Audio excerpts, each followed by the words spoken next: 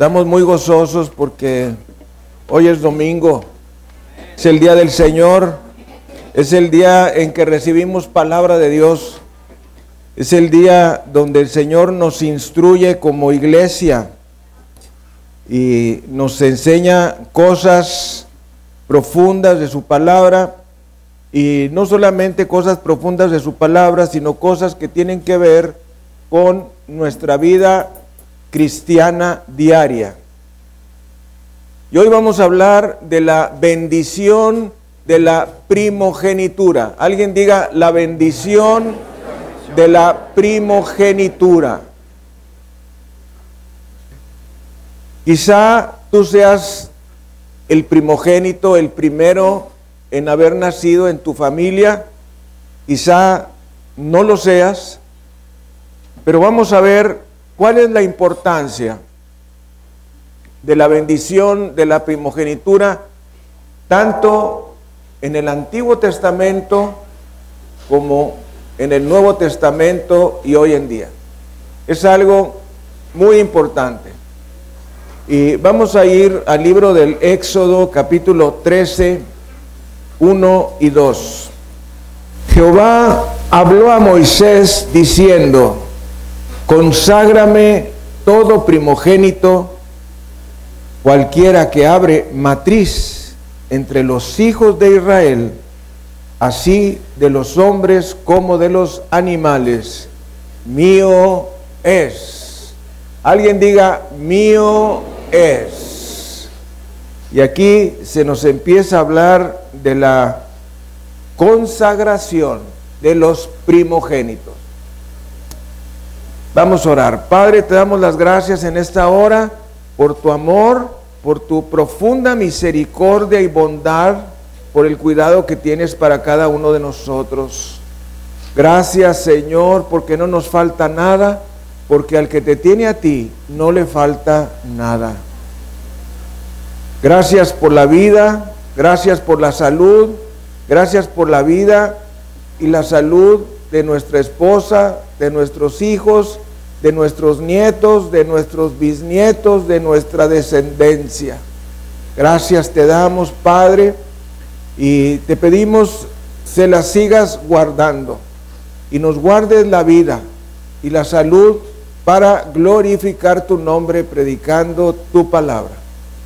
Y te pedimos en esta hora que esta palabra que hemos proclamado el día de hoy venga a traer una moción, un movimiento en nuestro corazón para hacer aquello que te es agradable. Te pedimos, Padre, que el Espíritu Santo tenga libertad entre nosotros y quites de nosotros todo obstáculo que pueda impedir que recibamos tu palabra. Y en el nombre todopoderoso de Jesucristo, le quito todo poder y autoridad a Satanás y a sus demonios para evitar que cada uno de los que estamos presentes o vemos y oímos este mensaje no pueda recibirlo. Te pedimos, Padre, en base a tu palabra, en donde dices: he aquí os doy potestad de pisar serpientes y escorpiones y sobre toda fuerza del enemigo, y nada os dañará. Rompo todo trabajo de Satanás en la vida de cualquier persona que está aquí presente, y en el nombre de Jesucristo declaro su libertad. Padre, te pedimos que nos ayudes a que esta enseñanza produzca cambios en nuestra vida. No solamente que recibamos el conocimiento, sino también la enseñanza para actuar conforme a ella. Te lo pedimos en el precioso nombre de Cristo Jesús. Amén y amén. Transmitiendo desde la Iglesia El Camino de México su programa La Palabra Viviente. Vamos a dar un saludo a nuestro auditorio nacional y mundial. Bendito sea Jesucristo. Transmitiendo a través de Televisión Mundial, radio, televisión cristiana e internet television a través de Facebook directo, live stream, en transmisión directa en vivo, a través de YouTube y grabándose para audio. Transmitimos de la Iglesia El Camino de México su programa La Palabra Viviente.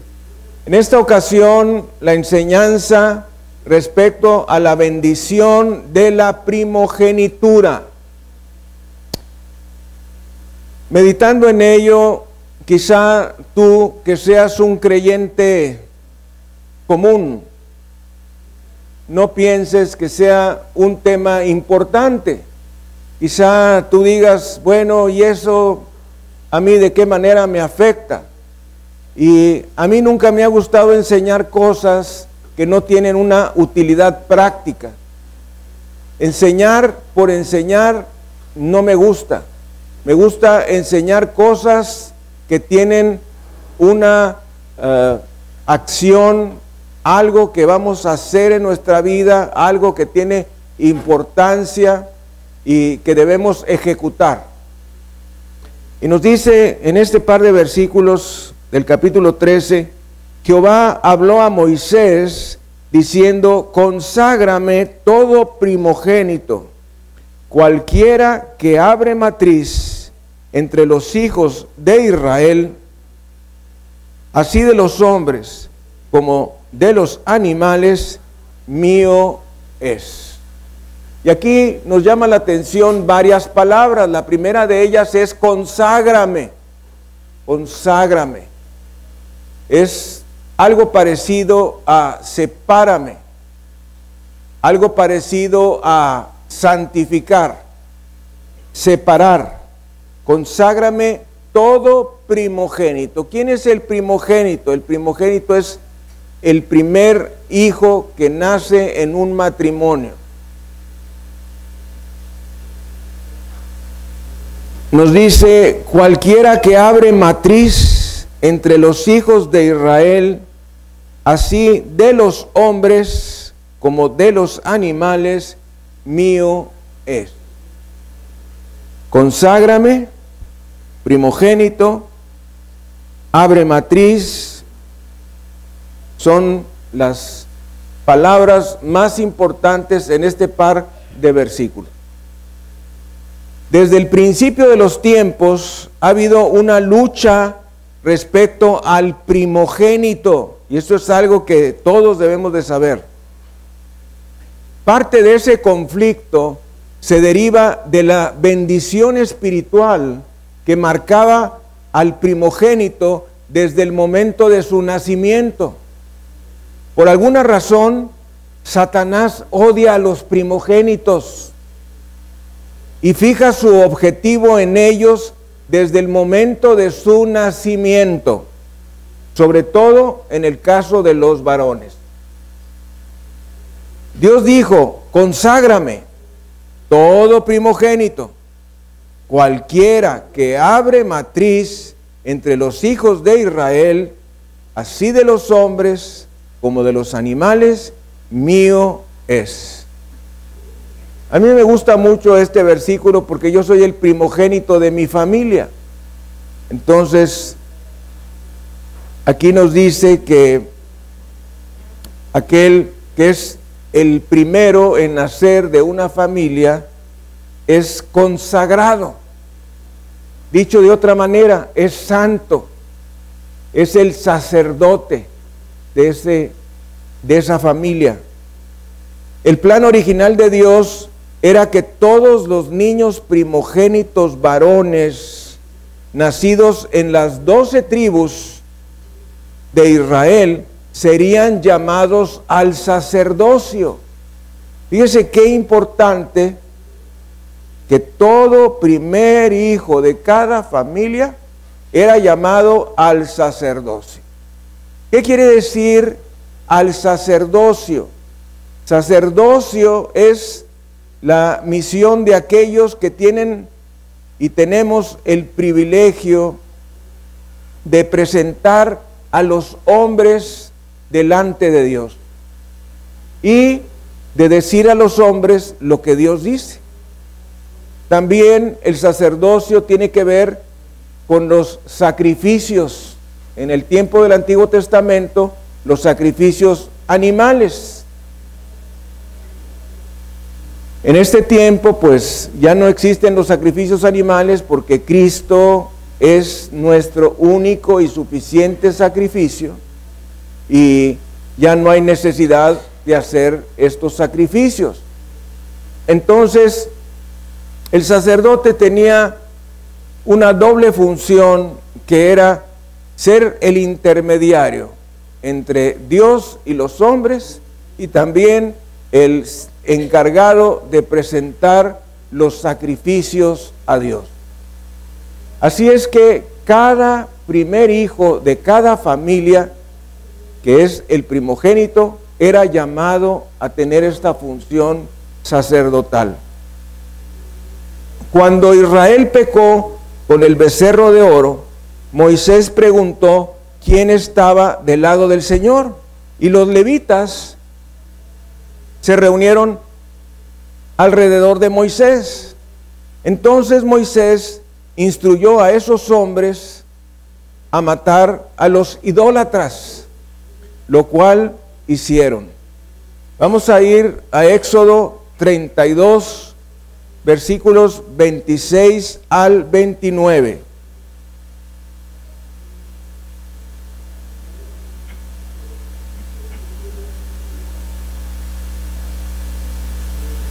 Se puso Moisés a la puerta del campamento y dijo: ¿quién está por Jehová? Júntese conmigo. Y se juntaron con él todos los hijos de Leví, es decir, los levitas.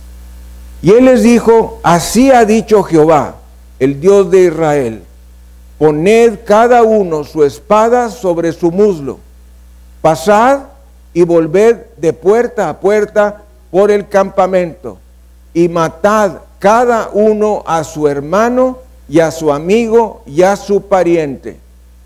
Y los hijos de Leví lo hicieron conforme al dicho de Moisés, y cayeron del pueblo en aquel día como 3,000 hombres.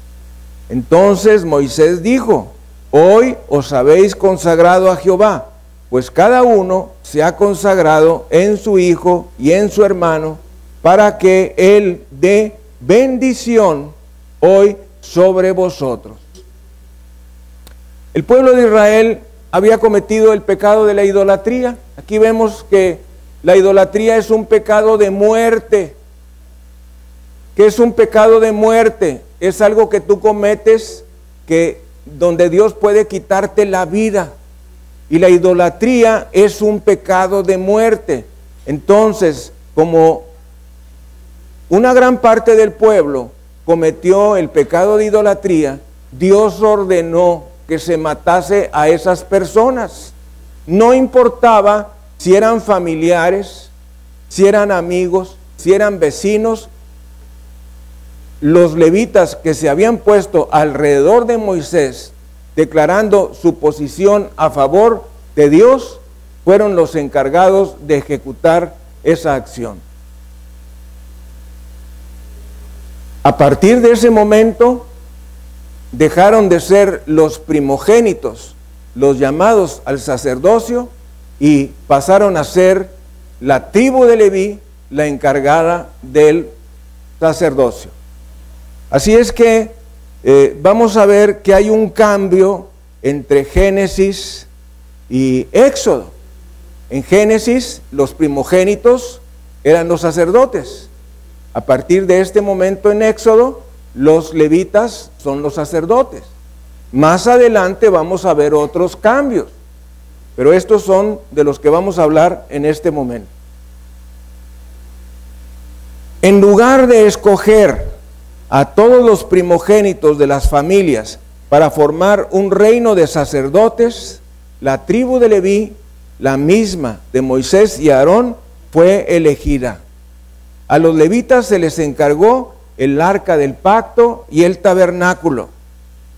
Antes de morir, el sumo sacerdote, su hijo mayor, recibiría la ropa de su padre. El aceite de la unción era derramado sobre su cabeza, y cualquier secreto que el sumo sacerdote supiera era pasado de la boca del padre a la del hijo. Volvemos al libro de Génesis.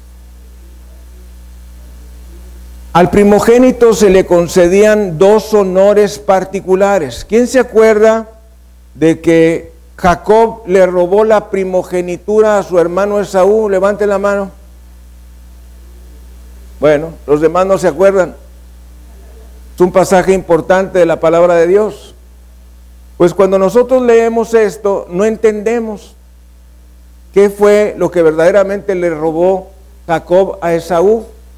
Y es que el primogénito tenía dos bendiciones, por decirles de alguna manera, dos virtudes, dos cosas que el padre le daba. Una de ellas era la primogenitura.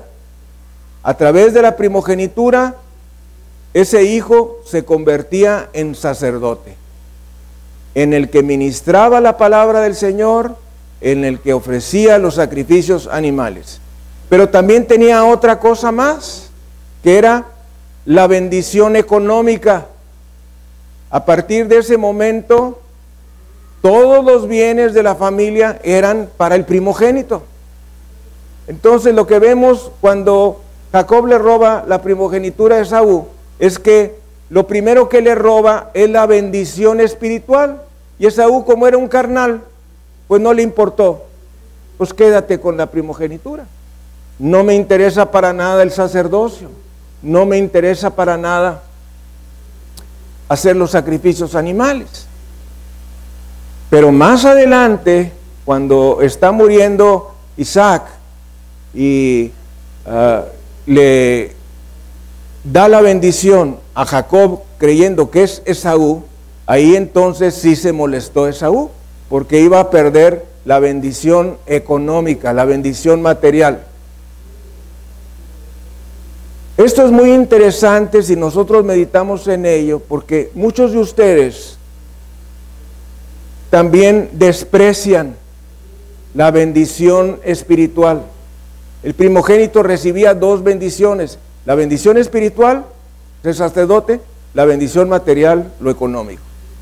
Y a veces los creyentes se van más sobre lo económico que sobre lo espiritual. Y muy fácilmente tú puedes negligir, puedes despreciar tu bendición espiritual. Así es que Jacob le robó las dos virtudes que venían por causa de ser primogénito. Cuando Esaú se dio su primogenitura, perdió el derecho de su futuro primogénito para convertirse en sacerdote. La primogenitura era una herencia otorgada por el padre a su hijo primogénito, al que le impartía una doble porción de la bendición de sus bienes, incluyendo las casas, tierras, árboles y animales de la finca del padre. La bendición, que es la parte material, se impartía cerca del momento de la muerte. Cuando Jacob se estaba muriendo, llamó a cada uno de sus hijos y les dio a cada uno un fuerte mensaje en forma de bendición profética. Lo mismo ocurrió con Moisés.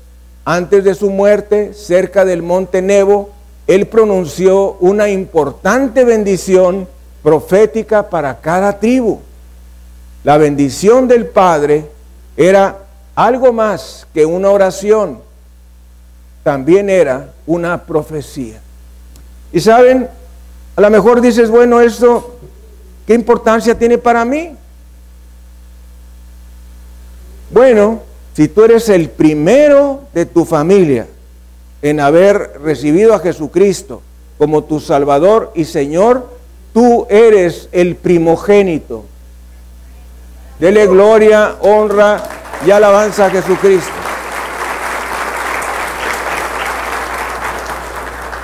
Ya ves que ahora sí te va a interesar. Si tú eres la primer persona de tu familia en haber aceptado a Jesucristo como tu Salvador y Señor, tú eres el primogénito. Y a algunos nos ha tocado ser el primogénito en forma natural y ser el primogénito en forma espiritual. De modo que tenemos dos virtudes. Una de ellas, el ser sacerdotes, intermediarios entre Dios y los hombres. Y dos, la bendición económica. ¿Alguien está interesado? No vaya a ser que estés más interesado en la bendición económica que en la bendición espiritual. Pero ambas nos son dadas a los primogénitos, ya sea por haber nacido primero, pero específicamente, en el caso nuestro, por haber sido los primeros en recibir a Jesucristo en nuestra familia.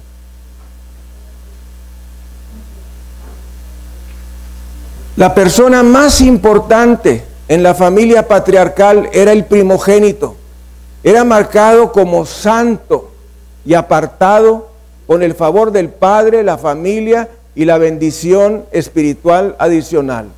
El primogénito era el responsable de ser el líder de los otros hijos y de ser ejemplo para ellos.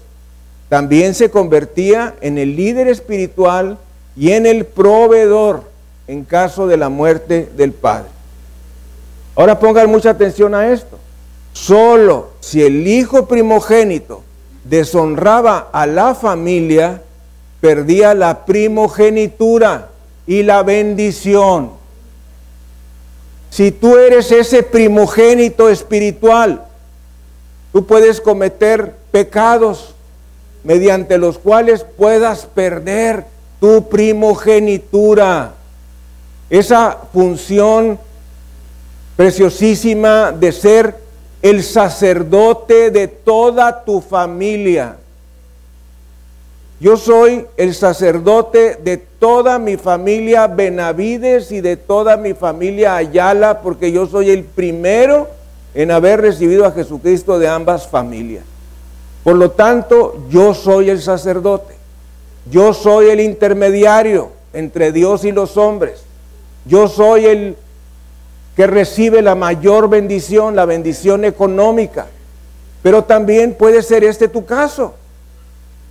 Y si nosotros somos espirituales, valuaremos, será importante para nosotros la bendición espiritual, el ser esos intermediarios entre Dios y los hombres en nuestra familia. Es algo muy precioso.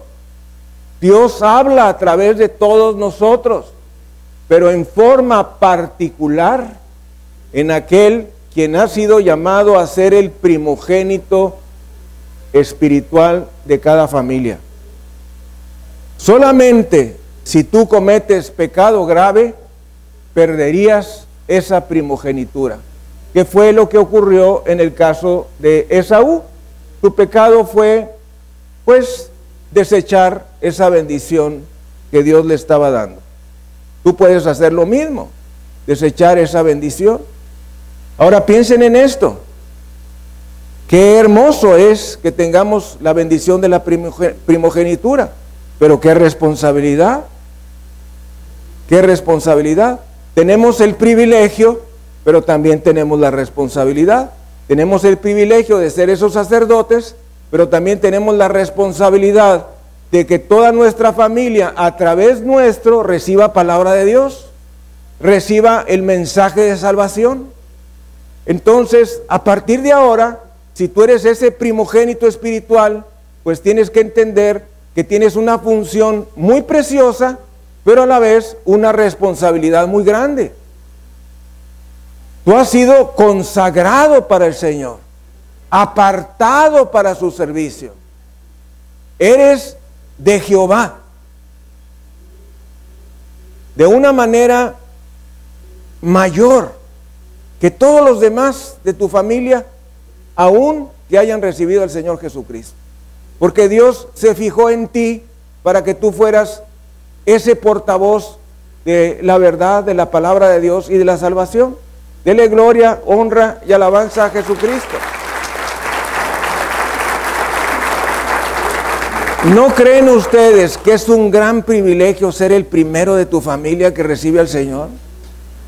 Que antes de ti hubo puro perdido en tu familia.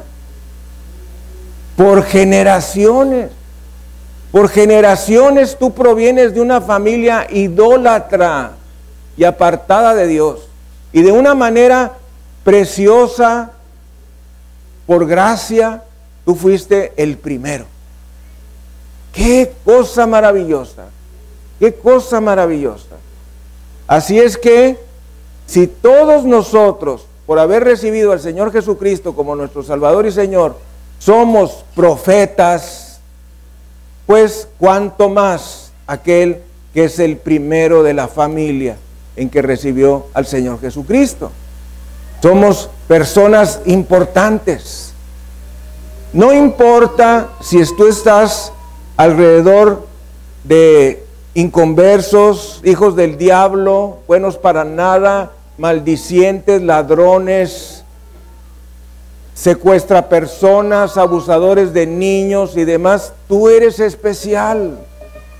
El simple hecho de haber recibido a Jesucristo como tu Salvador personal te hace especial.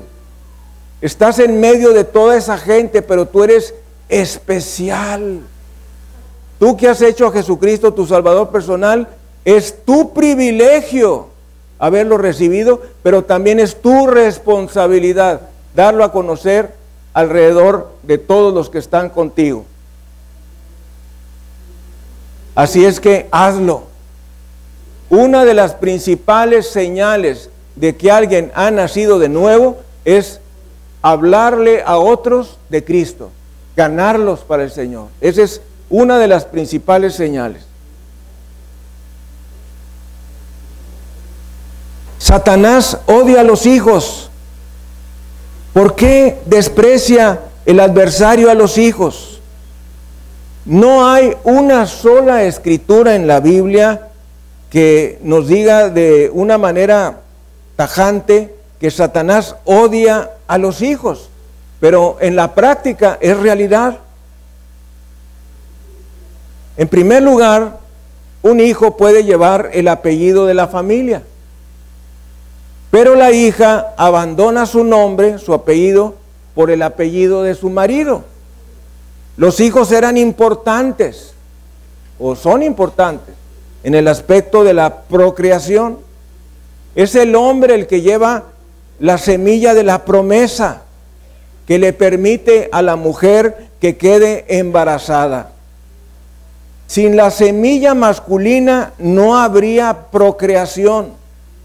Cuando los hombres están en relaciones físicas sexuales con otros hombres, lo cual está estrictamente prohibido en la palabra, es imposible que produzcan otro ser humano.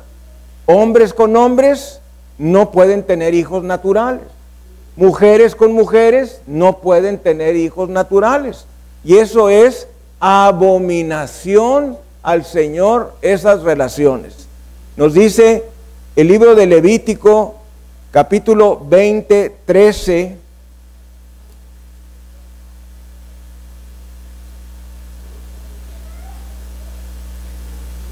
Si alguno se ayuntare con varón como con mujer, abominación hicieron, ambos han de ser muertos, sobre ellos será su sangre.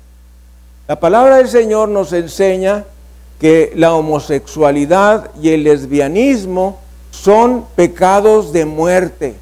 En el Antiguo Testamento, por causa de ese pecado, se apedreaba a muerte a las personas. El día de hoy no se les debe apedrear, no es la enseñanza del Nuevo Testamento apedrear, pero sí la palabra del Señor nos dice que esas relaciones son aborrecibles para Dios, que es incorrecto, que es un pecado grave. Esto hay que decírselo al Papa, porque el Papa no sabe eso, a pesar de que debe de tener algún doctorado en alguna rama sacerdotal, pues no lo sabe, porque se ha encargado de decirle a los homosexuales que son aceptados así como son. El día de hoy muchos pastores y ministros de diferentes religiones dicen lo mismo, que no hay ningún problema en que la persona sea homosexual o lesbiana, que es aceptada así por Dios. Error. Claramente nos dice la palabra del Señor en la carta a los Romanos, en el capítulo 1,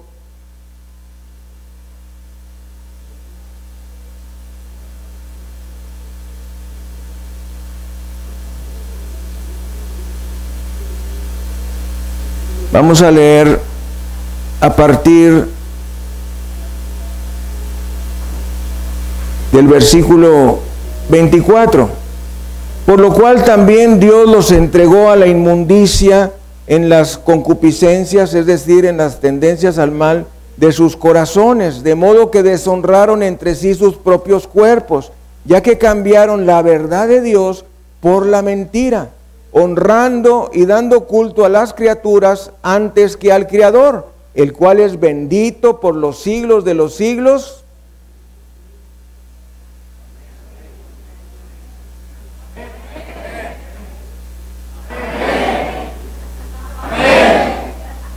Oiga, el apóstol Pablo se detiene para alabar al Señor en medio de la carta. ¿Y tú? ¿Y yo?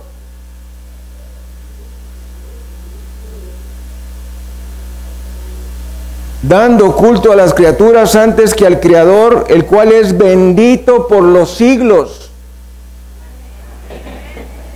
Por esto Dios los entregó a pasiones vergonzosas, pues aún sus mujeres cambiaron el uso natural por el que es contra naturaleza. Y de igual modo, también los hombres, dejando el uso natural de la mujer, se encendieron en su lascivia, en su sensualidad, unos con otros, cometiendo hechos vergonzosos hombres con hombres, y recibiendo en sí mismos la retribución debida a su extravío. Más claro no puede ser. Lo único que pudiéramos agregar ahí entre paréntesis es SIDA. ¿Cuál fue la retribución que Dios ha dado para aquellos que practican la homosexualidad? Bueno, el SIDA. El día de hoy hay grandes descubrimientos de tratamientos respecto al SIDA. La mayoría no son efectivos, pero si por alguna razón la persona fuese curada de SIDA, frecuentemente la complicación del SIDA es cáncer, alguna variedad de cáncer, aparte de las infecciones que les dan. Y déjame decirte que el día de hoy salió un artículo que dice que desgraciadamente el cáncer se ha vuelto muy mortal. Que aquello que se pensaba que había grandes avances en el tratamiento del cáncer y que muchas personas iban a ser sanadas, dio vuelta para atrás. Así es que si la persona no se muere de SIDA, se muere de cáncer.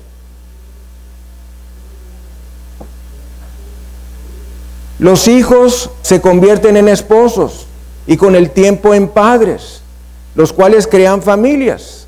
Este era el plan de Dios desde el principio. Yo me gozo mucho con nuestro ministerio de Kids y de Juniors, a pesar de que batallamos bastante con ellos, porque cada uno de ellos es un futuro padre o madre de familia. Así es que si tú ves ese montón, lo que realmente estás viendo son futuros padres y madres de familia que van a engrandecer el reino de Dios y esta iglesia. Así es que debemos de poner mucha atención en el ministerio de los niños, porque ellos van a ser los futuros creyentes en la iglesia, los futuros pastores, misioneros. Cuando tuvimos un encuentro recientemente, yo les dije, ustedes son los futuros pastores, ustedes son los futuros misioneros de la Iglesia El Camino. Aunque yo no lo quiera, tarde o temprano yo tendré que partir y alguien tendrá que hacerse cargo. Y a lo largo de los años otros tendrán que hacerse cargo. ¿Y quiénes son los que van a hacerse cargo? Pues esos niños, esos juniors que estamos preparando. Así es que tú debes ayudarnos en casa, porque el trabajo de enseñar la palabra de Dios no es exclusivo de la iglesia. El trabajo de enseñar la palabra de Dios es exclusivo de los padres de familia. Y si tú en tu casa no les enseñas la palabra de Dios, que es tu función sacerdotal como padre de familia, entonces nosotros no podemos hacer grandes cosas con tus hijos, porque nosotros les vemos solamente 2, 3 horas a la semana y tú les ves pues 8 horas o más al día. No es posible rivalizar 3 horas a la semana con 56 horas a la semana que tú tienes. Así es que la responsabilidad de la enseñanza de la palabra de Dios es del padre de familia primeramente y luego de la madre. Así es que ayúdame, porque tú estás formando pastores y misioneros en tus hijos. Que déjame decirte, el llamado más grande que tus hijos pueden tener no es ser médicos, ni ser abogados, ni ser ingenieros, ni ser licenciados en alguna área. No, el llamado más grande que pueden tener tus hijos es ser pastores, es ser misioneros. Si un hijo tuyo te dice, papá, mamá, yo siento el llamado de servir a Dios, dale gracias a Dios, porque el Señor se ha fijado en tu familia para levantar un nuevo pastor, un nuevo misionero. Así es que lo más grande que le puede pasar a un creyente es ser llamado por Dios para servirlo. Ese puesto es más alto que ser presidente de la República, es más alto que ser rey, es más alto que ser príncipe, y de esa manera nos debemos comportar en base a ese llamado tan grande que hemos recibido. No debe ser ninguna sorpresa que algunos de los objetivos del diablo son los hijos de cualquiera que está en el ministerio. Si tú sirves a Dios como pastor, como jefe de tribu, como líder de célula, pues déjame decirte que tus hijos van a ser blanco de Satanás y tienes que cuidarlos, tienes que protegerlos, porque Satanás se goza mucho en hacerle daño a los hijos de los líderes. Una de las razones es el principio espiritual que Dios estableció entre los levitas de la bendición y el ministerio, que fueran transmitidos a la siguiente generación de hijos, de padres a hijos. Los hijos criados bajo la palabra de Dios representan una clara amenaza para el reino de las tinieblas. Si tú le enseñas la palabra de Dios a tus hijos se convierten en un gran peligro para el reino de Satanás. Pero al mismo tiempo, Satanás va a estar encargado de querer destruir sus vidas. Por eso es que a veces vemos hijos de pastores en graves pecados, porque Satanás les tira más duro para dar un mal testimonio público y que la gente se decepcione. La segunda razón por que las personas abandonan la iglesia es porque recibieron algún maltrato dentro de ella. Y uno de ellos es el ver el mal testimonio de alguien, y en forma principal el mal testimonio de los hijos del pastor. ¿Saben ustedes, estadísticamente hablando, cuál es la primer causa de la deserción en la iglesia cristiana? ¿Cuál es la principal causa por la que las personas se van de la iglesia? Es el no creer que la Biblia es la palabra de Dios. ¿No les parece tremendo? Casi pudiéramos decir que si alguien dice que la Biblia no es la única, total, absoluta e inspirada palabra de Dios, pudiéramos decir que no es creyente esa persona, no es cristiano, no es nacido de nuevo. Bueno, pues esa es la primer causa estadística por la cual las personas se van de la iglesia. Con ello quiero decir que no creen lo suficiente que Jesucristo es el único Salvador y Señor. No creen lo suficiente que Dios tiene el poder de cambiar las circunstancias. No creen que Dios responde las oraciones. Y una de las razones por las que muchas personas se convierten en ateos o agnósticos es porque le oraron a Dios y no les dio lo que querían. Yo me acuerdo de mi papá. Mi mamá estaba muy enferma, tenía una tuberculosis pulmonar, y él, pues a su manera, fue a algún templo católico y le pidió a Dios que la sanara. Y como Dios no la sanó, entonces dejó de creer en Dios. Sin embargo, cada vez que le apuraba el zapato decía: ay, Diosito Santo, ay, Diosito Santo. Y alguna vez le dije yo: papá, pues si tú eres ateo, ¿cómo estás diciendo ay, Diosito Santo? Y claro que no me contestaba. El ángel de la muerte en Egipto fue asignado para matar a los primogénitos varones. Dios proveyó protección sobrenatural para la nación de Israel, ordenando que se aplicara la sangre de un cordero en los postes de la izquierda y la derecha de la puerta de entrada de la casa y en la parte superior. El poder de la sangre del cordero, que es un símbolo de la sangre de Jesucristo, impidió que el ángel de la muerte, llamado el heridor, en el libro de Éxodo 12, cruzara el umbral de esas casas. Así los hijos primogénitos fueron preservados, ya que permanecieron en casa mientras los egipcios perdieron todos sus primogénitos.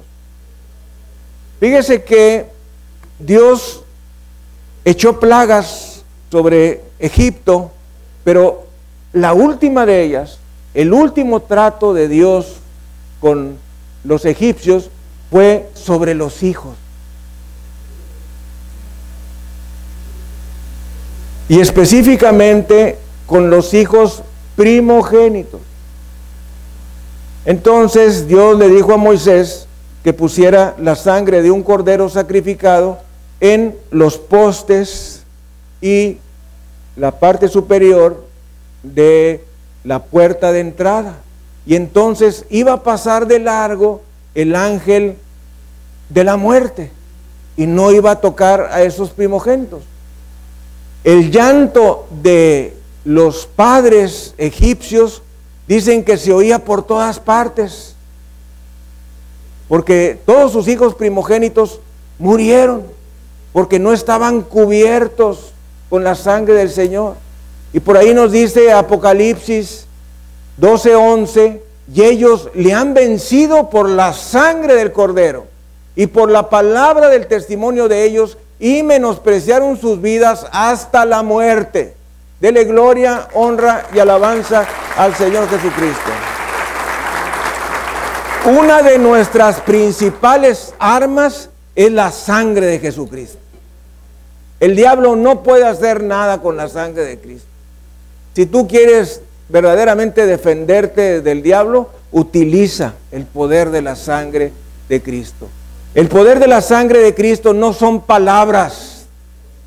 El poder de la sangre de Cristo es el poder de el Dios hecho carne que fue a la cruz del Calvario por nuestros pecados y cuya sangre preciosa nos ha dado salvación, sanidad, liberación y bendición. Así es que Cuando tú citas la sangre de Jesucristo, ahí se acabó todo para Satanás. No lo debemos de olvidar. ¿Cómo podría la sangre de miles de corderos proporcionar una protección sobrenatural contra la muerte? La respuesta es que aquella sangre era un tipo y una sombra de la sangre de Cristo en la cruz del Calvario. Vamos a ir a Hebreos 8:5. Los cuales sirven a lo que es figura y sombra de las cosas celestiales, como se le advirtió a Moisés cuando iba a erigir el tabernáculo, diciéndolo: mira, haz todas las cosas conforme al modelo que se te ha mostrado en el monte. Atención, versículo 6. Pero ahora, tanto mejor ministerio es el suyo, el de Cristo, cuanto es mediador de un mejor pacto, establecido sobre mejores promesas. Yo tengo un gran respeto por el pueblo de Israel. Tengo un gran respeto por sus costumbres. Pero la verdad, nosotros tenemos cosas mejores. Dele gloria, honra y alabanza al Señor Jesucristo. Ver a un judío por la calle me da una gran alegría, pero también me da una gran tristeza de saber que están tan cerca de la palabra de Dios y tan lejos de Dios. Es como los mexicanos, tan lejos de Dios y tan cerca de los Estados Unidos. Esa es nuestra tristeza. Bueno, así también cuando vemos a un judío nos da una gran alegría, pero también nos da una gran tristeza al saber que están tan cerca de la palabra de Dios, pero están lejos de Dios. Señor Jesucristo lo dice: este pueblo de labios me honra, pero su corazón está lejos de mí. En vano me honran, enseñando como doctrinas mandamientos de hombres. En vano me honran. Cuando por fe y confesión recibimos la obra terminada y redentora de Cristo con su sangre, tenemos redención, que quiere decir rescate, perdón de los pecados, somos justificados, tenemos paz, tenemos libertad para entrar en el lugar santo celestial. Hay un misterio maravilloso en cuanto al proceso de cómo la sangre derramada de Cristo puede ser aplicada y limpiar, perdonar y salvar al pecador más grave. Cuando pedimos perdón, no vemos la sangre que fluye literalmente del cielo, pero Hebreos 9, 23 al 26 nos dicen: fue pues necesario que las figuras de las cosas celestiales fueran purificadas así, pero las cosas celestiales mismas con mejores sacrificios que estos. Porque no entró Cristo en el santuario hecho de mano, figura del verdadero, sino en el cielo mismo, para presentarse ahora por nosotros ante Dios. Y no para ofrecerse muchas veces, como entra el sumo sacerdote en el lugar santísimo cada año con sangre ajena. De otra manera, le hubiera sido necesario padecer muchas veces desde el principio de los siglos.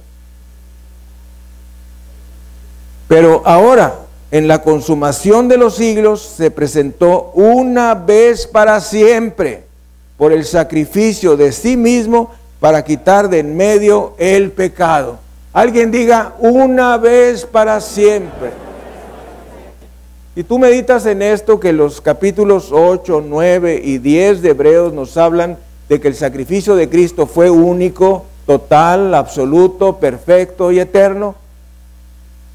Te pensarás: ¿qué hace el sacerdote católico cada vez que ofrece misa? Cuando se supone que la misa es el sacrificio de Cristo. Y la palabra dice que Cristo fue ofrecido una sola vez y para siempre.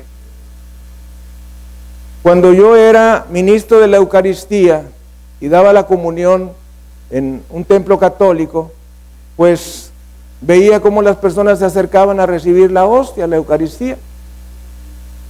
Pero cuando leo este pasaje de la carta a los Hebreos, me di cuenta de que estaba en el lugar incorrecto, porque la palabra dice que el sacrificio de Cristo es único, y en cada misa, en cada ciudad, en cada templo, a lo largo y ancho de un país y a lo largo del mundo, son sacrificios múltiples de Jesucristo, cuando eso está claramente cancelado, abolido en la palabra de Dios.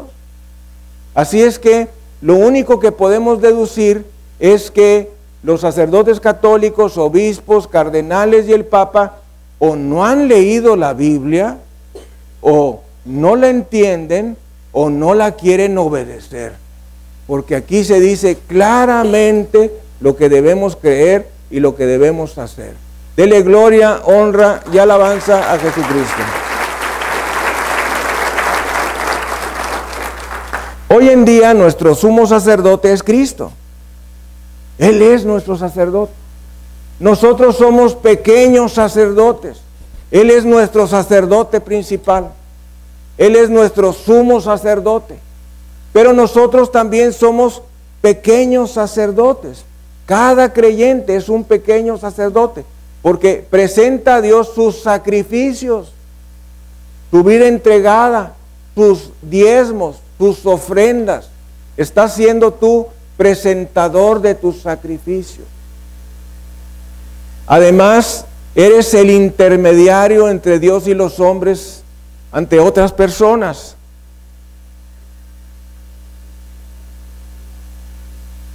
Si tienes dos hijos, es probable que uno sea obediente y el otro sea rebelde. A menudo en una familia, uno de los hijos tendrá que luchar más contra las adicciones, contra la rebelión y los pecados individuales. El diablo intenta construir un cerco maligno alrededor de tu hijo o de tus hijos no salvos, para evitar que llegues a ellos y salgan de su esclavitud. Mis amados, así también como Dios nos pone un cerco de protección alrededor de nosotros, Satanás también pone un cerco maligno alrededor de los hijos de los creyentes. Y es por eso que a veces vemos cuán difícil es para nuestros hijos aceptar a Jesucristo como su Señor y Salvador. Y es que hay una obra, un trabajo del diablo con ellos, de donde nace nuestra necesidad de hacer guerra espiritual por nuestros hijos. Algo que les digo yo a los líderes con cierta frecuencia es que el ministerio de ganar las almas no se puede hacer sin oración. Que no es suficiente repartir folletos, invitar personas a la iglesia, darles palabra de Dios, abrir una célula, abrir una tribu. No es suficiente. Tenemos que orar y tenemos que hacer guerra espiritual. ¿Por qué? Porque Satanás ha establecido cercos malignos alrededor de ciertas personas. Fíjese usted, de los presidentes, de los primeros ministros, de los reyes. Son personas que en especial el diablo les rodea con un cerco maligno, porque son personas de gran importancia, y entonces se vuelve difícil ganarlos. Para ello tenemos la guerra espiritual, para poder romper todo trabajo del diablo en esa persona, incluyendo las vidas de nuestros hijos, y poderlos ganar. Acordémonos de Apocalipsis 12:11 de nuevo. Ellos le han vencido por medio de la sangre del Cordero y de la palabra del testimonio de ellos, y menospreciaron su vida hasta la muerte. Debemos orar para que a través del poder de la sangre de Cristo, nuestra esposa y nuestros hijos sean protegidos, nuestra casa sea preservada, y para que tengamos protección. Oramos porque hay fuerzas espirituales del reino de las tinieblas trabajando y haciendo estrategias y planes de los cuales no estamos conscientes, y que solo pueden ser derrotados con la autoridad del nombre de Cristo y del poder de su sangre. cuando nosotros salimos y salimos con cierta frecuencia a alguna ciudad, algún país, pues lo primero que hacemos al llegar al hotel es en esa habitación hacer limpieza espiritual de esa habitación. Y entonces mi esposa se pone a recorrer todo, absolutamente todo de esa habitación, la salita, la recámara, el baño, y da las vueltas, y yo pues no la sigo, yo estoy sentado orando en voz alta, y ella va caminando, va pisando, pero hacemos guerra espiritual para sacar de ese lugar todo espíritu inmundo de fornicación, adulterio, homosexualidad, lesbianismo, ocultismo, satanismo, perversión y todo trabajo del diablo en ese lugar. Y obviamente si lo hacemos cuando salimos fuera, pues más lo hacemos cuando estamos en casa. Así es que debemos de hacer esa limpieza espiritual de nuestro hogar. A veces hay un clima negativo en nuestro hogar, pleitos, discusiones, ira, odio, resentimiento. Limpia tu casa espiritualmente, cubre esa casa con la sangre de Cristo, cubre a tus hijos con la sangre de Cristo, cubre a tu esposa, cubre a tu esposo con la sangre de Jesús. Todo debe ser cubierto con la sangre de Cristo. En una ocasión, una señora que acostumbraba a cubrir con la sangre de Cristo a toda su familia y se encontraba en tiempo de calor, pues acostumbraban dormir en el piso. Y pues antes de dormir esta señora cristiana cubría a su familia con la sangre de Cristo. Pues resulta que un buen día entra un ladrón y lo que ve es sangre por todos lados.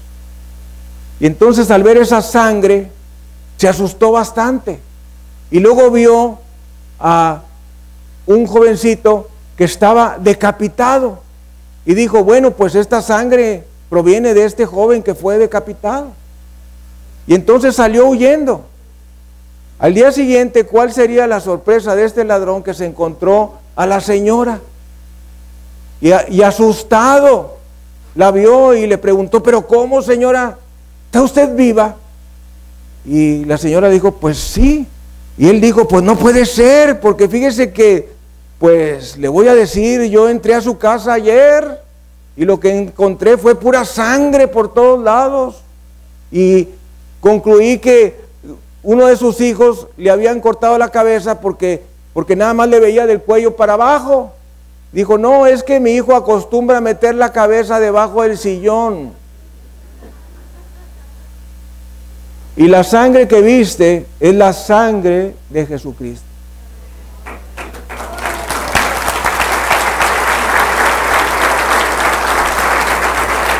Desde que yo escuché esa ilustración, todos los días los cubro a ustedes con la sangre de Cristo. Todos los días cubro a mi esposa, a mis hijas, a mis hijos, a mis nietos, con la sangre de Jesús. Porque sé que es nuestra única defensa. Así es que nosotros podemos aprender en esta enseñanza, primero que el hijo primogénito tiene un llamado especial al sacerdocio de Dios Todopoderoso. También aprendemos que si nosotros somos los primeros en haber recibido a Jesucristo como nuestro Salvador y Señor personal, entonces nosotros somos los primogénitos espirituales de esa familia. Y tenemos dos actividades. Una, el ser sacerdotes, dando a conocer el mensaje de salvación a toda nuestra familia. Y dos, ser doblemente bendecidos económicamente. También aprendimos que es necesario hacer guerra espiritual por nuestra familia, porque nuestros hijos son blancos de Satanás. Y en especial, si nosotros somos líderes, jefes de tribu o pastores, tenemos que enfilar todas nuestras baterías, toda nuestra artillería contra Satanás, porque él quiere robarnos a nuestros hijos. Y déjame decirte algo, tú tienes que decidir en tu corazón que Satanás no te va a robar a tus hijos. Hello. Tienes que decidir en tu corazón que el diablo no te va a robar a tus hijos. ¿Por qué vas a ser tú solamente el único creyente de toda tu familia? No, no, no. No permitas que el diablo te robe la salvación de tus hijos. Lucha por ellos. Ora por ellos. Pídele a Dios por ellos. Invoca la sangre de Cristo. Cúbrelos con la sangre de Cristo. Háblales de Cristo. Ten altar familiar. Bendícelos en el nombre del Señor. Ámalos con un amor sobrenatural que va más allá del dinero, que es la palabra de Dios.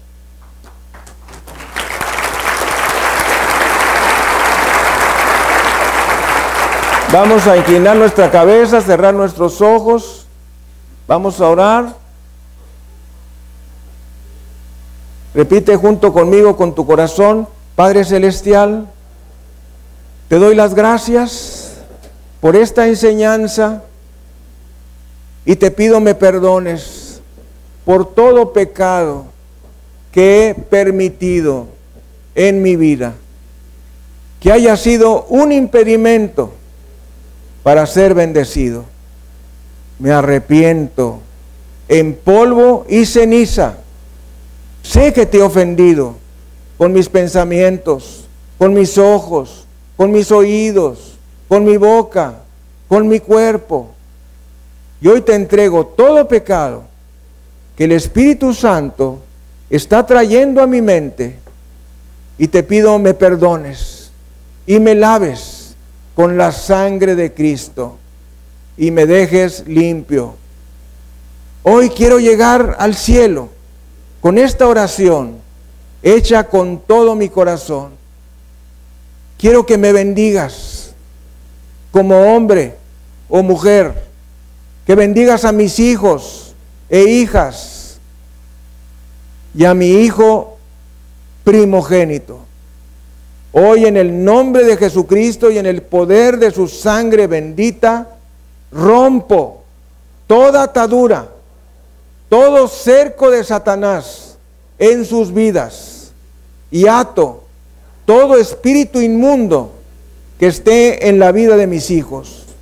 Lo arranco de raíz y lo envío a los abismos y le impido regresar a sus vidas en el poder de la sangre de Jesucristo. Señor, tú dices en tu palabra, y ellos le han vencido por medio de la sangre del Cordero y de la palabra del testimonio de ellos, y menospreciaron sus vidas hasta la muerte. Señor, clamo por tu sangre, para que quites todo velo echado en mis hijos. Quita toda barrera mental, toda basura, todo espíritu de engaño, de soberbia, sea echado fuera de sus vidas, en el nombre de Jesucristo. Rompo toda estrategia del enemigo contra mis hijos, en el nombre de Jesucristo. Tú dices que al Hijo liberare, será verdaderamente libre. Hoy te pido, Padre, que la sangre derramada de Cristo sea aplicada sobre mi esposa, esposo, hijos, hijas, nietos, nietas, bisnietos y descendencia espiritual. Y la sangre de Cristo los proteja, los cubra de todo mal, que los lleves a la salvación, a la sanidad, a la libertad. Que todos mis hijos te conozcan y se conviertan a Jesús como el Salvador y Señor de sus vidas. Te pido, Padre, bendigas grandemente mi familia y mi descendencia, y que todos te sirvamos en el nombre de Jesús. Amén y amén. Gracias, Señor. Dele gloria, honra y alabanza al Cordero. Ninguna enseñanza es ocasional, circunstancial o ligera, superficial y sin importancia. Cada enseñanza es importante. Y tú debes de saber que si has hecho a Jesucristo tu Salvador personal y eres el primero en tu familia, tienes un gran privilegio, pero también una gran responsabilidad. Llévala a cabo y glorifica el nombre de Jesús a través de tu vida. Demos gloria, honra y alabanza al Señor Jesucristo. Vamos a despedir nuestra transmisión nacional y mundial. Vamos a dar un aplauso. Gracias, Señor.